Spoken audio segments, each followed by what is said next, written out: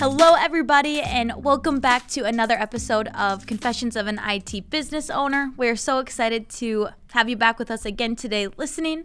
I'm Taylor Thorson, and back again with podcast host and ConnectBooster president, Ryan Goodman. Yeah. So excited to be back again. So looking forward to the episode. This was great. Yes, today we have Joy Beland, cybersecurity expert, has been around the channel for a really long time. Yeah. Kind of knows it all. Yeah. Started her first IT service provider business back in 1997.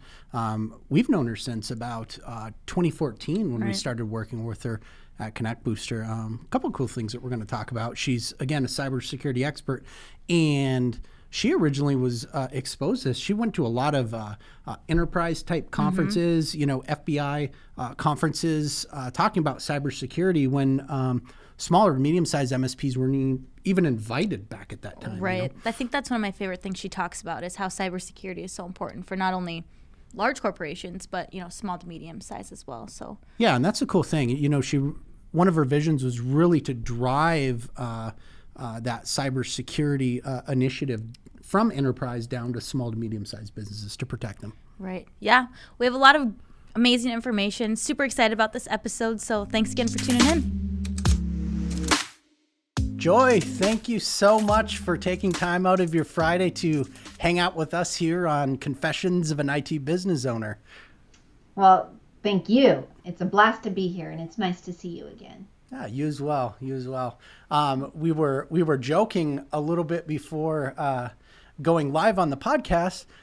We were talking about whether we were going to be on video or not right now, and I'm like, Joy, your background looks like you are ready for a podcast anytime, any day, no matter what. Perfectly curated. I was like, why would we not do this on video? Your background's cooler than my background for sure. Well, thank you. Yeah, my home office. I think a lot of people made investments in home offices when this started a year ago. Yeah. And I was like, if I'm going to be here every day for 11 hours a day, right, I'm going to love it. So thank you for that. You've done well. So I'm gonna take a little bit of a shift here and dig into some early years in your career. I'd love to have the audience learn, how did you start in the IT industry? Man, I started in, I'm going to say 1997, I believe it Sure. was.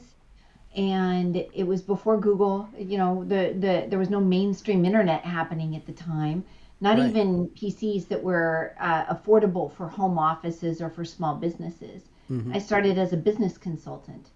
I had done that because I was always felt the most fulfilled serving in a capacity of the right arm person to the business owner to help strategize in what is the best way to carry out making the employees more productive, implementing new programs, things like that. So in doing so, right in that time period, a lot of my small business clients started to receive their first computer for their business. Mm-hmm. And they would say, well, do you know anything about setting up this computer? And I was like, I love computers, and I was a Mac baby back in those days. Yeah. So I learned how to work with PCs and would set up their Mac or their PC. And then I realized that if I'm going to be of real value, I'll help them set up their accounting books. So I started to learn QuickBooks really well. And it was about 2 years into that I realized I was enjoying the computer end of it more than the business consulting in general as a focus. And I was enjoying the computer part more than the QuickBooks and accounting. So I kind of made that choice if I'm really going to learn everything I can about the computer perspective, the software, the applications, the troubleshooting, and troubleshooting was reading a physical manual back then, right? So we've come a long way, but I call it tenacity. I have that stick-to-itiveness that if I can't figure something out, I'm going to keep going until I try, even if I break it. And it turns out that's a great skill for somebody learning computers. Because just learning things by the book and how to do it the right way does not help with troubleshooting. Sure. Now, we've had the pleasure of working together, in the past, and you had even gone through a couple of iterations as we had worked together. Now, I may butcher these. I did not prep this. I think when we first met, was it I'm gonna really sound crazy here. Was it Ellie IT girl, or was it their Pink Hat IT first? Like, clarify for me. No, you did it right. Okay, LAIT Girl was my okay, original business. yeah, okay, And in 2014, I rebranded to Pink Hat Technology that's right. Management. It was kind of Okay, a nod to white hat, black hat. yeah, I was a female in cybersecurity, so I thought I'm going yeah, to go with Pink Hat. And we really turned our entire focus to supporting environments through the lens of cybersecurity yeah. at that point in 2014. And that's interesting, because at this point, I mean, with your positions, you've since exited those businesses, and I'm going to ask you a couple questions about that here down the line. But you're a true thought leader, in the cybersecurity space at this point. Speaking of events, I noticed you host a panel on Yeah. the MVP program with Matt Sullivan, ID agent, and Wayne Yeah. Gretzky. It was Over the great course of the fun. We had week. Black Point. We had some really great vendors on with us. The panel itself was pretty A-list, I would say. Yeah, that's awesome. So where did that passion come from? Driving to become the cybersecurity expert you are today. Self-preservation. I Hmm. would love to say that I could see, 5 years down the road how valuable the cybersecurity experience and skills would be. But honestly, it was as simple as one of my clients who happened to be in a high-end financial business. It was a home computer. His wife had clicked on a UPS shipping label and he got ransomware. Yeah. In 2014, hardly anybody was working with ransomware trying to troubleshoot it or clean it up. There's very little information. And it took 10 business days, Hmm. $2,000 between the cost of the ransomware and wiping the whole drive, buying a new drive, installing all the applications, all of that to make him whole. And that was just the home computer that wasn't an urgent thing like a business computer might have been. Right. And it was one computer, not, I think my largest client at the time was like 330 computers. And Right. so after we finished that, I sat down with my team and I said, look, we made it through this, but this will not be survivable for a 330 computer network with 9 servers. And even if we are able to make them whole again, the rest of my client base would have been completely ignored for that time frame, and we would have been just hemorrhaging resources trying to make them whole. So self-preservation was the answer. And then I realized at that time there was no information available for small businesses. We had, like, I'm a member of InfraGard. I love the FBI, Secret Service, Cyber Crimes Division, all these guys that are working so hard to help spread the message and protect us. I would go to those events and only enterprise level companies were showing up and being asked to attend those events. Right.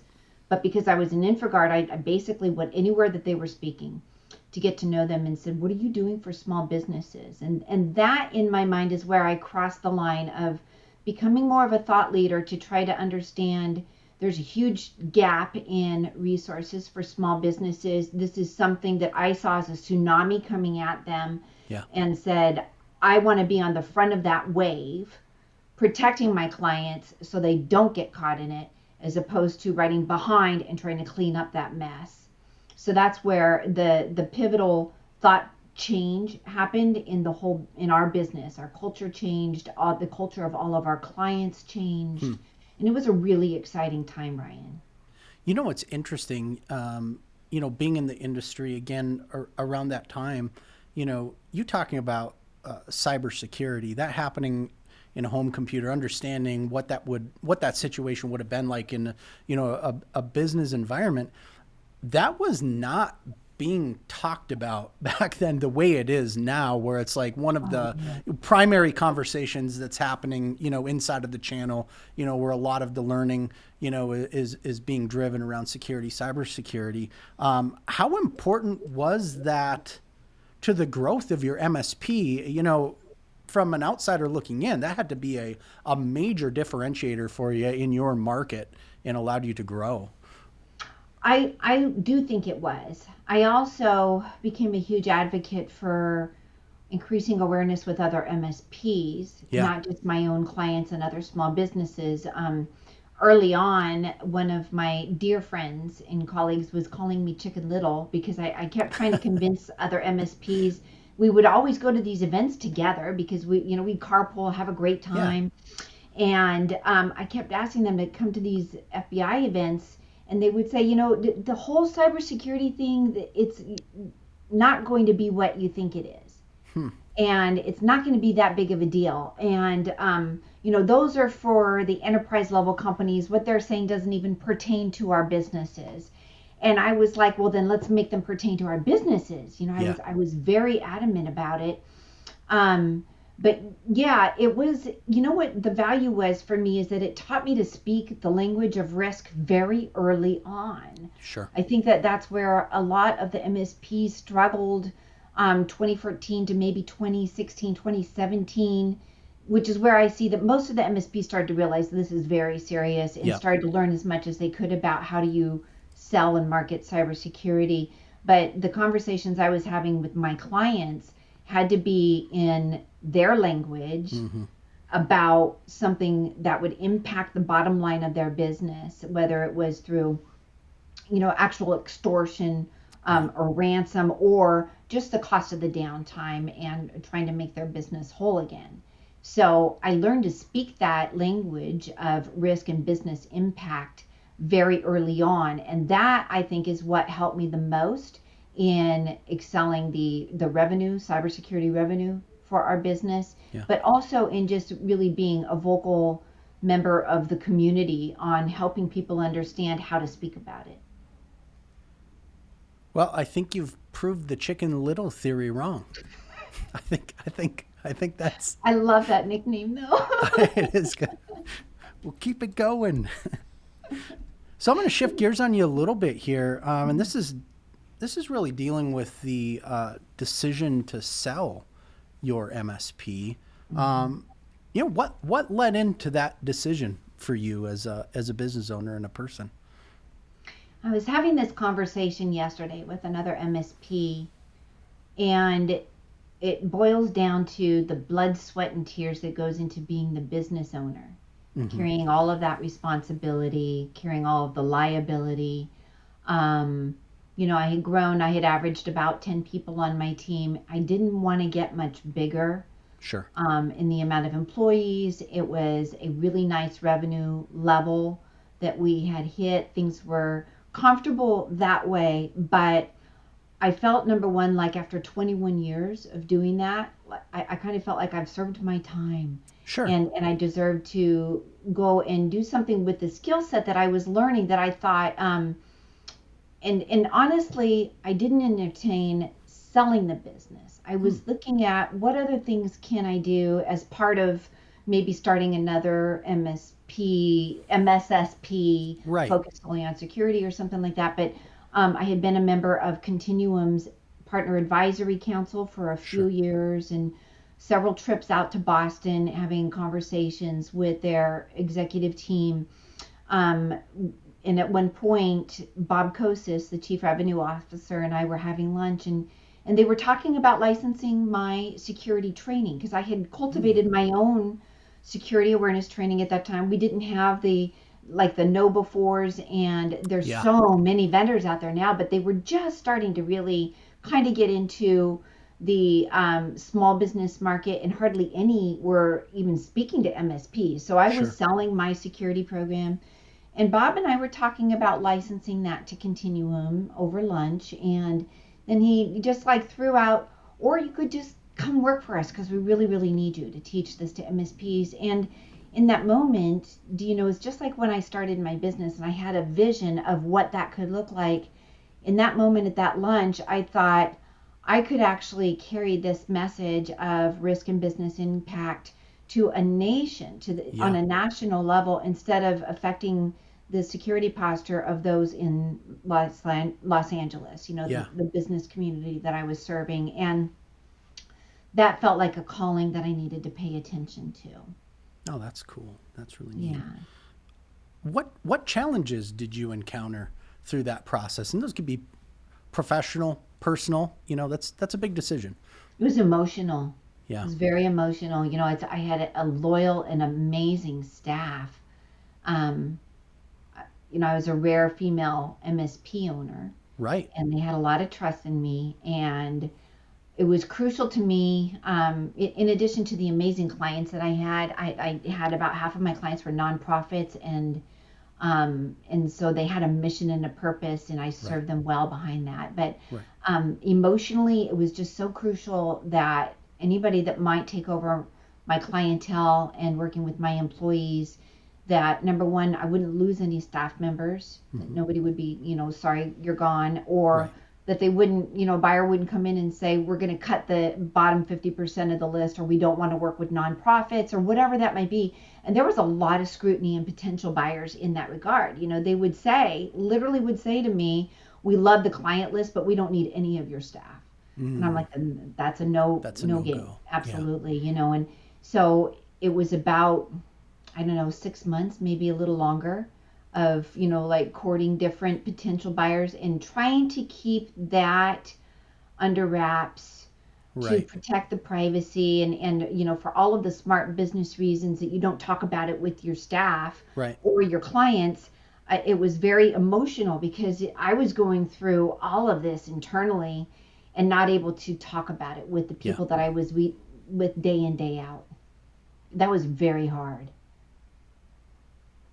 Any, what advice would you give to other MSPs that are considering selling their MSP?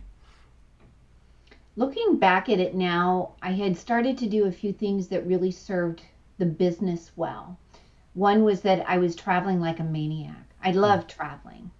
And that forced, if you will, much less reliance on me personally being there.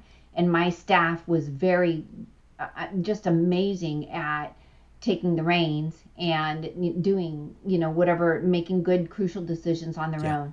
And so that was a huge thing that I knew I'd be able to step out without leaving this huge void, and that they would feel confident that they could do that. Yeah. So that was the first thing, is like learning to have me not there.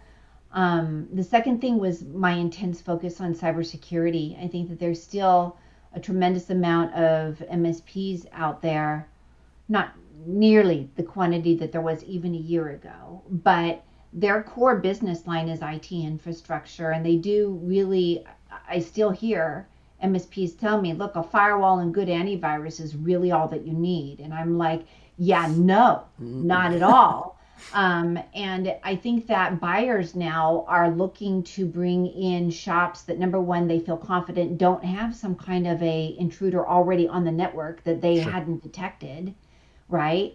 So some invisible or not apparent liability baked into that purchase. Sure. And number two, have a good security stack that matches well with what they're doing. Sure. So there's some people out there that are like doing their own home-baked version of what their security stack looks like. But if you stick with some of the mainstay vendors, that are easy to fold into another stack, that's a good way to do it. That's really valuable advice. That's great, tangible advice.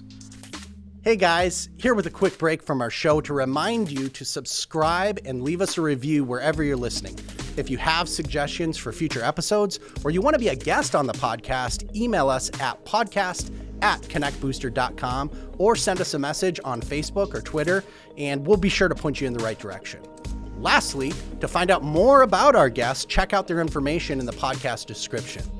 Thanks for listening to the Confessions of an IT Business Owner. Let's get back to the show. So after selling, did you dive right in? Was it like, boom, boom, next week I'm full-time into cybersecurity? I did.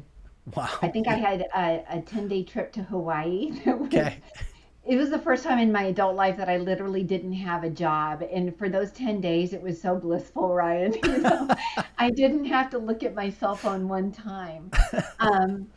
And then, when I hit the ground running, they started me out by flying to Boston and then Pittsburgh and working with their team. And in that first 7 months before Continuum was acquired by ConnectWise, I was traveling about 75% of the time. Okay. And I want to say I did either 2 or 3 trips to Australia. I did the Philippines. I did London, along with a ton of cities in the United States. And I was developing content, and I was developing our cybersecurity training program, which we called the Certify Fundamentals, two different tracks with my team members while I was doing all of that. So I became a road warrior, working on every plane and every airport, listening to podcasts while I'm riding in Ubers. It was just a complete whirlwind, and it was super fun and so fulfilling with the amount of MSPs that I was able to spend time with.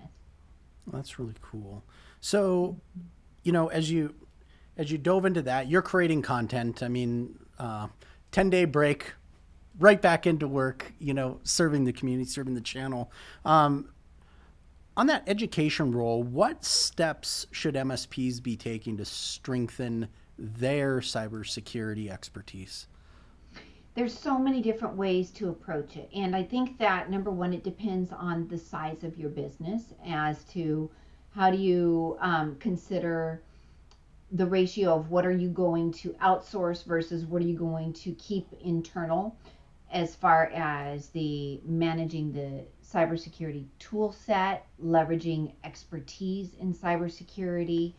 So number one, your size and your resources. Number two, if you have a particular vertical that you're supporting, Sure. then being able to, in most MSPs that have a very high ratio of a vertical, already are very adept at navigating compliance and regulations for that industry, right? So that's the other thing. Is that right now what I see is that MSPs are out there going, look, we have so many different frameworks out there, cybersecurity frameworks. How am I supposed to know which one is the winner to choose and go with? Sure. A lot of them have crossover with other frameworks, and you can map them that way so that you can see, look, if I'm going to do an 853 assessment, I can see how that maps to a CIS controls or FISMA, Sure. or the or HIPAA or Yep. 800-171, whatever that is. But there's some confusion, and rightly so. I think what we're expecting is that there will be some kind of legislation on the MSP industry. Right. And so being in a position where whichever one you chose is not too, if that's not it, it's not too far off to make that gap analysis and then jump over to the new framework is going to be interesting to see how that shakes out. It is. In one of the earlier episodes, that subject was brought up a lot around MSP regulations. Coming into the space. I'm gonna make myself sound uneducated if I try to quote all the statistics that I had before. But the fact of the matter is, this could move really, really fast. Just like some of the consumer data privacy laws, there was GDPR. Then all of a sudden, California legislation. Then boom, every state had a policy around that. Do you anticipate that the MSP regulation mirroring that, or is it more I like, do. well, just have your eye on the ball here and be prepared? Both. I Yeah. anticipate it happening sooner than later. I do think that it's some kind of a indicator to see that the DoD has aligned now with CMMC Yes. and that accreditation body Mm-hmm. to choose the 800-171 standard along with the maturity model of it, as they're getting it baked. They're pretty close to having it completely baked. That's the field that I've been playing in now for about 6 months. Sure. And we see frequently in news reports all of these other government agencies that are announcing in the media that they're taking a serious look at CMMC. So they're just kind of waiting to see how this rollout goes. And then my expectation is they're going to jump in with both feet and say, not only if you're a supplier to the DoD, but if you're a supplier to any of the other government agencies, one by one, I see them tacking on that as their standard. It would make sense. The other thing is that in just the DoD, in defense industrial base, that's like 350,000 businesses across the United States at a minimum that will have to have some level of CMMC certification to Right. continue to bid on these contracts. And I've heard as high as 475,000 businesses. But a lot of those businesses, if you look at them, they have MSPs doing their IT infrastructure Right. and their managed security. So the MSP is going to be pulled in and have to speak that language, whether or not they personally become part of the scope of the assessment, the MSP, or if they are there to just help prepare the client Sure. to be ready for the assessment, or to be the contracting project management firm that works with a professional CMMC consultant to get their Sure. client ready. And in Yeah, that that's regard, because the MSP community is quickly becoming so much more educated about CMMC, we have a handful of the biggest and the brightest that have embraced it, called me, within my first month of being at Edwards, and said, not only do we want to know everything you can show us about CMMC, we want to be assessed ourselves at yeah. level 3, and do that proactively, even though they don't handle any, controlled and classified information. And so you can see that there are MSPs that I believe the smart ones that are aligning that to that framework, so that they can also use it as a business development effort to get all of those 350,000 businesses that are unhappy with their MSP, who may not be familiar at all, and yet they're going to lose a DoD contract if their Right. MSP doesn't help them get through the assessment. So, yeah, I think that the MSP industry as a whole, whether it's CMMC, whether it's any other type of compliance, every single one would do well to pick one Sure. and get as far into it as they can. It's a necessary expense, but if you think about it, that was one of the things that I think made my MSP successful in moving forward so quickly with cybersecurity, is Yeah. that we would test all of those tools, implement one or two, and do that 30, 60-day period before we'd even talk to a client about it. And we could walk in and say, look, this is going to make your life a pain in the ass, but if you don't start using two-factor authentication, you're in big trouble. This is back in 2015, 2016, and we would say, we feel your pain. We know, number one, you didn't sign up for this. Number two, you don't want to have to pay for it. You don't want to be slowed down in your work. But we had to do all of that ourselves. And they trusted so much more the fact that we did all of that ourselves before we came to them and asked them to do it. Right. And I think that's the same thing with compliance frameworks. This sounds very parallel to you being ahead of the curve in the cyber game in your service provider business. Same thing. This is not a Chicken Little scenario. This is coming, so be prepared. You heard it from Joy. She's not been wrong. In fact, the odds are on her side, so you should probably pay attention here. Yeah. Oh, that's great. What do you think is the hardest part of educating MSPs today on cybersecurity? Do you still run into a lot of that doubt, even though this is a pretty public subject, or where are the tripping points? It's such a good question, Ryan. The hardest part about educating the MSPs that I work with is educating them in a way that they can turn around and educate their clients. So there's one thing about being book smart and being able to take a test. There's another thing about digesting that information so it's immediately usable, and you can turn around and explain it to somebody else in completely different words because you have taken on a passionate belief and mission in knowing that that's the important thing to do. So I think that a lot of MSPs are open to being educated about technology, about give us a tool that will help us protect our client's environment. And that is the same kind of brain process where you learn any other type of technology, like a programmer or system developer.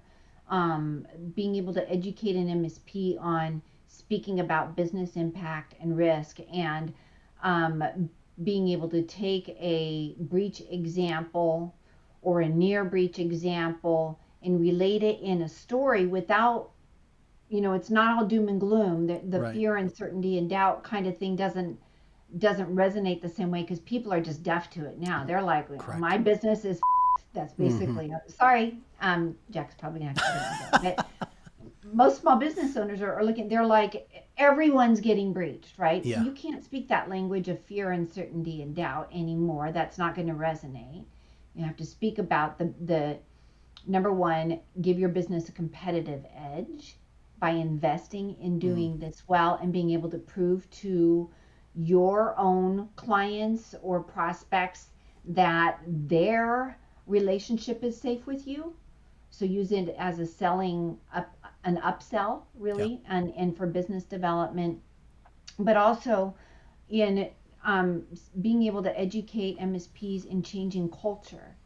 You know, a lot of what I see out there is still that they make people wrong for clicking on things that they shouldn't, but they didn't do the proper, really in-depth culture transformation required so that somebody's behavior changes because they're excited to change their behavior, not because they have to, or being pissed off that they have to do this or that, where they just want to get their job done, you know?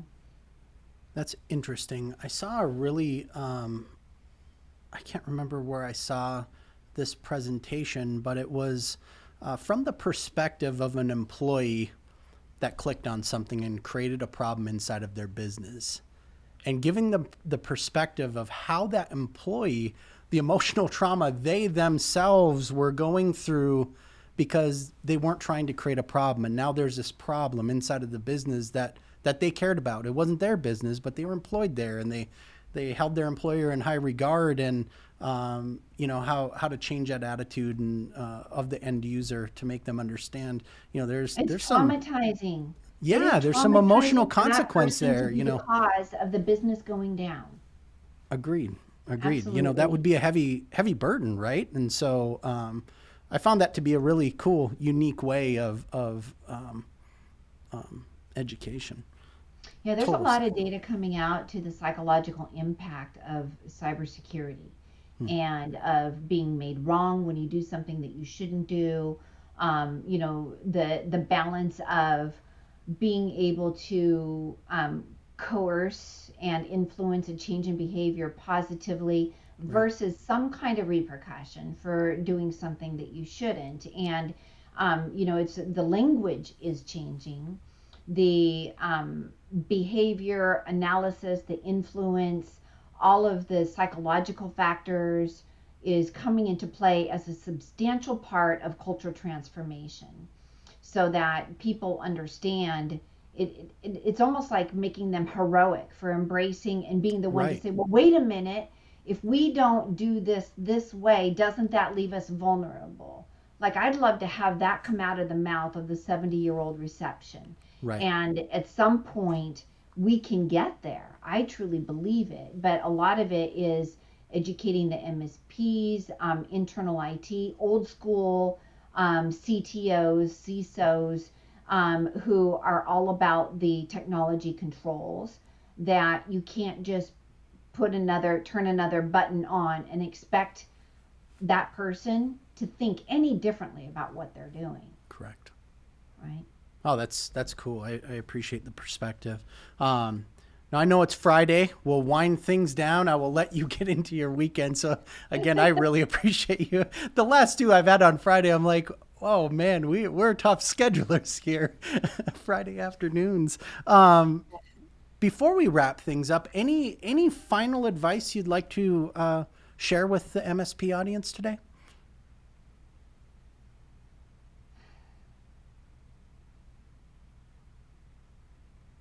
Yeah, I should have thought of that before I sat down with you. I have a little bit of the COVID brain happening right now because I just Oh, got no my worries. second shot. Oh, Um, yeah. There you yeah, go. I think the advice is just to continue to do as much of the peer groups and Hmm. reaching out for information as you can.